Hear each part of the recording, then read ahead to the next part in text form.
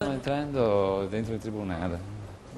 Lo chiedo all'avvocato Franchini. Tribunale di Venezia, giugno 2014. Nel piano del processo Mose, Niccolò Ghedini non si concede ai giornalisti mentre entra in aula come difensore dell'ex doge del Veneto Giancarlo Galan.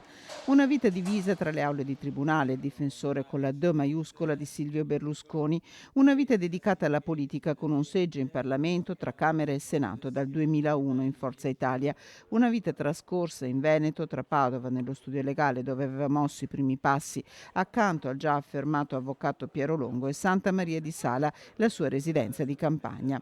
All'età di 62 anni è morto in un anomalo agosto di campagna elettorale Niccolò Ghedini, un principe del foro dai modi eleganti che 5 anni fa era stato eletto senatore nel collegio uninominale 6 Bassano del Grappa e così parlava di flat tax. Le risorse si troveranno dalle meno tasse.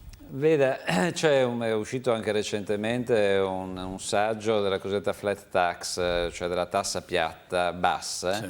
che in alcuni paesi dove è sperimentata ha provocato un aumento del gettito fino al 40%. Una vita in Forza Italia, di cui fu coordinatore veneto e di cui assunse le redini a livello nazionale nel 2016.